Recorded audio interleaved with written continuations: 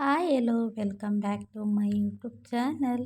ಇನ್ನೂ ಯಾರೆಲ್ಲ ನನ್ನ ಚಾನಲ್ನ ಸಬ್ಸ್ಕ್ರೈಬ್ ಆಗದೆ ನೋಡ್ತಾ ಇದ್ದೀರಾ, ಬೇಗ ಬೇಗ ಸಬ್ಸ್ಕ್ರೈಬ್ ಆಗಿ, ಹಾಗೆ ಅಲ್ಲಿ ಬರೋ ಬೆಲ್ಲೈಕನ್ನ ಕ್ಲಿಕ್ ಮಾಡಿ. ನಾನು ಯಾವುದೇ ವೀಡಿಯೋ ಹಾಕಲಿ ಫಸ್ಟ್ ನೋಟಿಫಿಕೇಷನ್ ನಿಮಗೆ ಬರುತ್ತೆ ಫ್ರೆಂಡ್ಸ್.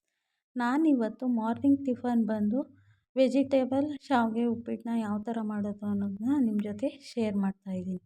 ನಾನು ಮೊದಲಾಗಿ ಎರಡು ಕ್ಯಾರೆಟ್ನ ತಗೊಂಡಿದ್ದೀನಿ, ಹಾಗೆ ಒಂದು 5ರಿಂದ 10 ಬೀನ್ಸನ್ನು ತಗೊಂಡು ಈ ಥರ ಕಟ್ ಮಾಡಿ ಇಟ್ಕೊತಾ ಇದ್ದೀನಿ. ನೋಡ್ತಾ ಇರ್ಬೋದು ನೀವು. ಚಿಕ್ಕದಾಗಿ ಕಟ್ ಮಾಡ್ಕೊತಾರೆ, ಆದರೆ ಚಿಕ್ಕದಾಗಿ ಕಟ್ ಮಾಡಿಕೊಂಡ್ರೆ ಬೇಯುವಾಗಲೇ ಎಲ್ಲ ಚೆನ್ನಾಗಿ ಬೆಂದೋಗುತ್ತೆ, ಬಾಯಿಗೆ ಏನು ಸಿಗೋದಿಲ್ಲ. ಬೀನ್ಸೇ ಆಗಲಿ ಕ್ಯಾರೆಟೇ ಆಗಲಿ, ಇದನ್ನೊಂದು ಸ್ವಲ್ಪ ದೊಡ್ಡದಾಗಿ ಕಟ್ ಮಾಡಿಕೊಂಡ್ರೆ ಟೇಸ್ಟಿಗೂ ಚೆನ್ನಾಗಿರುತ್ತೆ, ಹಾಗೆ ಬಾಯಿಗೆ ಸಿಕ್ದಂಗೂ ಆಗುತ್ತೆ ಫ್ರೆಂಡ್ಸ್. ನಾನು ಈ ಥರ ಟೆಕ್ನಿಕ್ ಉಪಯೋಗಿಸಿ ಒಂದೇ ಸಾರಿ ಈ ಥರ ಕಟ್ ಮಾಡಿ ಇಟ್ಕೊಂಡ್ಕೋಬೋದು ಅಂತ ನಾನು ಈ ಥರ ಕಟ್ ಮಾಡಿ ಇಟ್ಕೊತಾ ಇದ್ದೀನಿ. ನೀವು ನೋಡ್ತಾ ಇರ್ಬೋದು. ಒಂದು 5ರಿಂದ 6 10 ಬೀನ್ಸ್ ತಗೊಂಡಿದ್ದೀನಿ, ಹಾಗೆ 1ರಿಂದ 7 ಕ್ಯಾರೆಟ್ನ ತಗೊಂಡು ನಾನು ಈ ಥರ ಕಟ್ ಮಾಡಿ ಇಟ್ಕೊಂಡಿದ್ದೀನಿ. ಕಟ್ ಮಾಡಿ ಇಟ್ಕೊಂಡಾದಮೇಲೆ ನಾನು ಒಂದು ಬೌಲ್ಗೆ ಹಾಕಿ ಕಟ್ ಮಾಡಿ ಇಟ್ಕೊಂಡು ಈ ಥರ ಮಡಿಟ್ಟಿದ್ದೀನಿ. ಇದನ್ನ ಒಂದು ಬೌಲ್ಗೆ ಹಾಕಿ ಈ ಥರ ಫಸ್ಟಿಗೆ ಈ ಥರ ಮಿಕ್ಸ್ ಮಾಡಿ ಒಂದು ಬೌಲ್ಗೆ ಹಾಕ್ಕೊತಾ ಇದ್ದೀನಿ. ನಾನು ಇವಾಗ ನೋಡ್ತಾ ಇರ್ಬೋದು ನೀವು, ಒಂದು ಬೌಲ್ಗೆ ಹಾಕ್ಕೊಡ್ತಾ ಇದ್ದೀನಿ. ಬೌಲ್ಗೆ ಹಾಕಿದ್ಮೇಲೆ ನಾನು ಒಂದು ಚಮಚ ಈ ಥರ ಮಿಕ್ಸ್ ಮಾಡಿ ವಾಶ್ ಮಾಡೋಕ್ಕೆ ನೀರು ಹಾಕ್ಕೊತಾ ಇದ್ದೀನಿ. ನೀರು ಹಾಕಿದ ನಂತರ ಒಗ್ಗರಣೆಗೆ ಯಾವ ಥರ ಬೇಕು ಅನ್ನೋದನ್ನು ನಾನು ಈಗ ತೋರಿಸ್ತೀನಿ ನಿಮಗೆ. ಮೊದಲಿಗೆ ನಾನು ಒಂದು 5ರಿಂದ 6 ಹಸಿಮೆಣ್ಸಿನ್ಕಾಯಿ, ಹಾಗೆ 7 ಈರುಳ್ಳಿ, ಹಾಗೆ ಒಂದು ಟೊಮೊಟೊನ ತಗೊಂಡಿದ್ದೀನಿ. ಮೊದಲಾಗಿ ಟೊಮೊಟೊನ ಕಟ್ ಮಾಡಿ ಇಟ್ಕೊತಾ ಇದ್ದೀನಿ. ಈ ಥರ ಕಟ್ ಮಾಡಿ ಇಟ್ಕೊಳ್ಳೋದ್ರಿಂದ ತುಂಬಾ ಟೇಸ್ಟ್ ಕೊಡುತ್ತೆ ಶಾವಿಗೆ ಉಪ್ಪಿಟ್ಟು.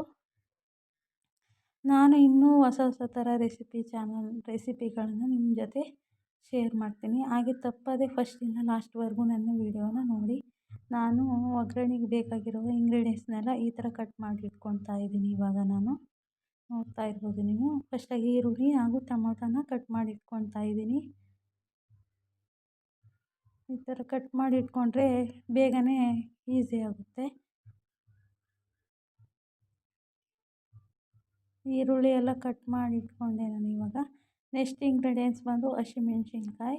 ಒಂದು 5ರಿಂದ 6 ನಾನು ಹಸಿಮೆಣ್ಸಿನ್ಕಾಯಿನ ತಗೊಂಡು ಈ ಥರ ಕಟ್ ಮಾಡಿ ಇಟ್ಕೊತಾ ಇದ್ದೀನಿ.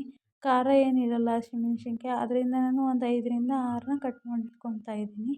ಖಾರ ಇರೋ ಮೆಣಸಿನ ಹಣ್ಣು ಆದರೆ ನಾನು 1ರಿಂದ 3 ಸಾಕು. ನಾನು 5ರಿಂದ 6 ಕಟ್ ಮಾಡಿ ಇಟ್ಕೊಳ್ತಿದ್ದೀನಿ, ಯಾಕಂದರೆ ಇದು ಫಾರಮ್ ಮೆಣಸಿನ ಹಣ್ಣು ಆದ್ದರಿಂದ ಖಾರ ಇರಲ್ಲ. ಅದಕ್ಕೆ ನಾನು ಈ ಥರ 5ರಿಂದ 6 ಹಸಿಮೆಣ್ಸಿನ್ಕಾಯಿನ ಕಟ್ ಮಾಡಿ ಇಟ್ಕೊತಾ ಇದ್ದೀನಿ. ಫೈನಲಿ ನಾನು ಒಗ್ಗರಣೆಗೆ ಕಟ್ ಮಾಡಿ ಇಟ್ಕೊಂಡೆ. ಹಾಗೆ ಒಗ್ಗರಣೆಗೆ ಏನೇನು ಬೇಕು ಇಂಗ್ರೀಡಿಯೆಂಟ್ಸ್ ಎಲ್ಲ ಕಟ್ ಮಾಡಿ ಇಟ್ಕೊಂಡು ತರಕಾರಿನೂ ಕೂಡ ವಾಶ್ ಮಾಡಿ ಇಟ್ಕೊಂಡೆ ನಾನು. ಇವಾಗ ನೋಡ್ತಾ ಇರ್ಬೋದು, ನಾನು ಮೊದಲಿಗೆ ಸ್ಟವ್ನ ಆನ್ ಮಾಡಿ ಬಾಣಲಿನ ಕಾಯೋಕ್ಕೆ ಇಟ್ಟಿದ್ದೆ. ನಂತರ ನಾನು ಅದಕ್ಕೆ ಒಂದು ಸ್ವಲ್ಪ ಅಡುಗೆ ಎಣ್ಣೆನ ಹಾಕ್ಕೊತಾ ಇದ್ದೀನಿ. ಆಮೇಲೆ ನಾನು ಒಂದು 2ರಿಂದ 3 ಕಡ್ಡಿ ಕರಿಬೇವು ಕೂಡ ಹಾಕ್ಕೊಂಡೆ. ಆಮೇಲೆ 1 ಸ್ಪೂನಷ್ಟು ಕಡಲೆಬೇಳೆ, ಹಾಗೆ ಸಾಸಿವೆ, 1 ಸ್ಪೂನಷ್ಟು ಸಾಸಿವೆ, ಹಾಗೆ ನಾನೇನು ಕಟ್ ಮಾಡಿ ಇಟ್ಕೊಂಡಿದ್ದೆ ತರಕಾರಿ ಹಾಗೂ ಈರುಳ್ಳಿನ ಫಸ್ಟಾಗಿ ಹಾಕ್ಕೊಂಡು ರೋಸ್ಟ್ ಮಾಡ್ಕೊತಾ ಇದ್ದೀನಿ. ಅದಾದಮೇಲೆ ಟೊಮೊಟೊನ ಹಾಕ್ಕೊಂಡೆ, ಆಮೇಲೆ ಒಂದು ಹಸಿಮೆಣ್ಸಿನ್ಕಾಯಿ. ಇಷ್ಟನ್ನು ಕೂಡ ನಾನು ಎಣ್ಣೆಯಲ್ಲಿ ರೋಸ್ಟ್ ಮಾಡಿ ಇಟ್ಕೊತಾ ಇದ್ದೀನಿ. ರೋಸ್ಟ್ ಮಾಡಾದಮೇಲೆ ನೆಕ್ಸ್ಟು ನಾವೇನು ತರಕಾರಿನ ವಾಶ್ ಮಾಡಿ ಇಟ್ಕೊಂಡಿದ್ವಿ ಇದೊಂದು ಸ್ವಲ್ಪ ಎಣ್ಣೆಯಲ್ಲಿ ಡ್ರೈ ಮಾಡಿ, ಹಾಗೆ ಅದನ್ನು ಕೂಡ ನಾನು ಹಾಕ್ಕೊತಾ ಇದ್ದೀನಿ.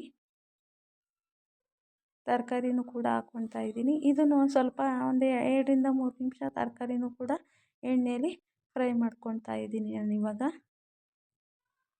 ನೀವು ನೋಡ್ತಾ ಇರ್ಬೋದು. ನೀವು ಕೂಡ ಮನೇಲಿ ಒಂದು ಸ್ವಲ್ಪ ಸಲ ಟ್ರೈ ಮಾಡಿ. ಹಾಗೆ ಇದು ಬೆಂದ ನಂತರ ನಾನು ಒಂದು ಸ್ಪೂನಷ್ಟು, ಇದು ಬೆಂದ ನಂತರ 1 ಸ್ಪೂನಷ್ಟು ಅಡುಗೆ ಅರಿಶಿಣ ಕೂಡ ಹಾಕ್ಕೊತಾ ಇದ್ದೀನಿ. ಇದೊಂದು ಸ್ವಲ್ಪ ಬೇಯಲಿ ಅಡುಗೆ ಅರಿಶಿಣ ಕೂಡ. ಇದೆಲ್ಲ ಬೆಂದು ಒಂದು ಸ್ವಲ್ಪ ಗ್ರೇವಿ ಥರ ಬರುತ್ತಲ್ಲ, ಆವಾಗ ನಾನು ಒಂದು ಸ್ವಲ್ಪ ಇದಕ್ಕೆ ಎಷ್ಟು ನೀರು ಬೇಕೋ ಅಷ್ಟನ್ನು ನಾನು ಸೇರಿಸ್ಕೊತಾ ಇದ್ದೀನಿ. ಇಬ್ಬರಿಗೆ ಎಷ್ಟು ಆಗಬೇಕೋ ಅಷ್ಟು ಕೂಡ ನೀರನ್ನ ನಾನು ಇವಾಗ ಸೇರಿಸ್ಕೊತಾ ಇದ್ದೀನಿ. ಅದಾದಮೇಲೆ ನಾನು ಈ ಥರ ಕುದಿಯೋಕ್ಕೆ ಬಿಟ್ಟಿದ್ದೆ, ಕುದೀತಾ ಇದೆ ಇವಾಗ. ಸ್ಲೋ ಫ್ಲೇಮಲ್ಲಿ ನಾನು ಕುದಿಸ್ಕೊತಾ ಇದ್ದೀನಿ, ತರಕಾರಿ ಎಲ್ಲ ಚೆನ್ನಾಗಿ ಬೇಯಲಿ ಅಂತ. ನೀವು ಕೂಡ ಮನೇಲಿ ಈ ಥರ ಒಂದ್ಸಲ ಟ್ರೈ ಮಾಡಿ. ಹಾಗೆ ಯಾವ ಥರ ಬಂತು ಒಂದು ಚಿಟಿಕೆಯಷ್ಟು ರುಚಿಗೆ ತಕ್ಕಷ್ಟು ಉಪ್ಪು ಕೂಡ ಹಾಕ್ಕೊತಾ ಇದ್ದೀನಿ ನಾನಿವಾಗ. ನೀವು ಕೂಡ ಮನೇಲಿ ಒಂದ್ಸರಿ ಟ್ರೈ ಮಾಡಿ, ಯಾವ ಥರ ಬಂತು ಅಂತ ನನಗೆ ಕಮೆಂಟ್ ಮೂಲಕ ತಿಳಿಸಿ. ಫೈನಲಿ ಬೆಂದಿದೆ. ನಾನಿವಾಗ ಗಣೇಶ ಶಾವಿಗೆನ ತಗೊಂಡು ಶಾವಿಗೆ ಉಪ್ಪಿಟ್ಟನ್ನ ಮಾಡ್ತಾಯಿದ್ದೀನಿ. ನೋಡ್ತಾ ಇರ್ಬೋದು. ಇವಾಗ ನಾನು ಅದಕ್ಕೆ ಒತ್ತು ಶಾವಿಗೆ ಇದೆಯಲ್ಲ ಗಣೇಶದ್ದು, ಆ ಶಾವಿಗೆನ ಹಾಕ್ಕೊತಾ ಇದ್ದೀನಿ ಇವಾಗ ನಾನು. ನೋಡ್ತಾ ಇರ್ಬೋದು ನೀವು ಇವಾಗ.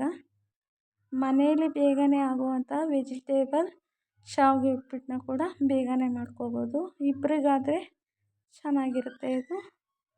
ನೋಡ್ತಾ ಇರ್ಬೋದು. ನಾನು ಈ ಥರ ತಿರುವಿ ಸ್ಲೋ ಫ್ಲೇಮಲ್ಲಿ ಹಾಕ್ಕೊಂಡು ಈ ಥರ ತಿರುವ್ಕೊತಾ ಇದ್ದೀನಿ ನಾನಿವಾಗ.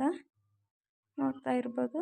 ಫೈನಲಿ ಯಾವ ಥರ ಬರುತ್ತೆ ಅನ್ನೋದು ಕೂಡ ನೀವು ನೋಡ್ಬೋದು. ಹಾಗೆ ಈ ಥರ ಸ್ಲೋ ಫ್ಲೇಮಲ್ಲಿ ಈ ಥರ ಬೇಯಿಸ್ಕೊತಾ ಇದ್ದೀನಿ ನಾನಿವಾಗ. ಫೈನಲಿ ಯಾವ ಥರ ಬಂತು ಅನ್ನೋದು ಕೂಡ ನಿಮ್ಮ ಜೊತೆ ತೋರಿಸ್ತೀನಿ ನಾನು. ಈ ಥರ ಬಂತು ಫೈನಲಿ. ನನಗೆ ಒಂಥರ ಚೆನ್ನಾಗಿತ್ತು. ನೀವು ಕೂಡ ಮನೇಲಿ ಒಂದ್ಸರಿ ಟ್ರೈ ಮಾಡಿ. ಹಾಗೆ ಕಮೆಂಟ್ ಮೂಲಕ ನನಗೆ ಯಾವ ಥರ ಬಂತು ಅನ್ನೋದನ್ನು ತಿಳಿಸಿ. ಪ್ಲೀಸ್ ನನ್ನ ಚಾನಲ್ನ ಯಾರ್ಯಾರು ಸಬ್ಸ್ಕ್ರೈಬ್ ಆಗಿಲ್ಲ ಪ್ಲೀಸ್ ಸಬ್ಸ್ಕ್ರೈಬ್ ಆಗಿ. ಹಾಗೆ ಫಸ್ಟಿಂದ ಲಾಸ್ಟ್ವರೆಗೂ ನನ್ನ ವಿಡಿಯೋನ ನೋಡಿ. ಫೈನಲಿ ನಾನು ಹಸ್ಬೆಂಡ್ಗೆ ಹಾಕ್ಕೊತಾ ಇದ್ದೀನಿ. ಫೈನಲಿ ಈ ಥರ ಬೌಲ್ಗೆ ಶಾವಿಗೆ ಉಪ್ಪಿಟ್ಟನ್ನ ನಾನು ಸರ್ವ್ ಮಾಡ್ಕೊತಾ ಇದ್ದೀನಿ. ನೋಡ್ತಾ ಇರ್ಬೋದು ನೀವು ಇವಾಗ. ಫೈನಲಿ ಶಾವಿಗೆ ಉಪ್ಪಿಟ್ಟು ರೆಡಿಯಾಗಿದೆ. ಫಸ್ಟಿಗೆ ಹಸ್ಬೆಂಡು ಕೆಲ್ಸಕ್ಕೆ ಹೋಗ್ತಾಯಿದ್ರು, ಅವ್ರಿಗೆ ನಾನು ಶಾವಿಗೆ ಉಪ್ಪಿಟ್ಟನ್ನ ಸರ್ವ್ ಮಾಡ್ಕೊತಾ ಇದ್ದೀನಿ. ಈ ಥರ ಮಾಡಿ 1-2 ಎಲೆ ಕೊತ್ತಂಬರಿ ಸೊಪ್ಪನ್ನ ಈ ಥರ ಡೆಕೋರೇಟ್ ಮಾಡ್ಕೊತಾ ಇದ್ದೀನಿ ನಾನಿವಾಗ. ಹಾಗೆ ನನ್ನ ಚಾನಲ್ನ ಸಬ್ಸ್ಕ್ರೈಬ್ ಆಗಿ. ಹಾಗೆ ಫಸ್ಟಿಂದ ಲಾಸ್ಟ್ವರೆಗೂ ನೋಡಿ.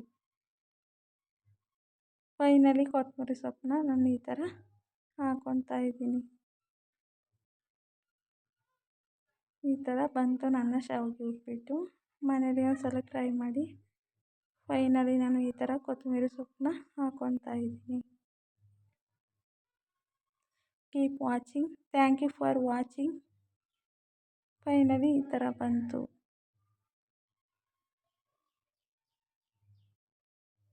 Thank you for watching my channel. Next vlog. See you the next vlogs.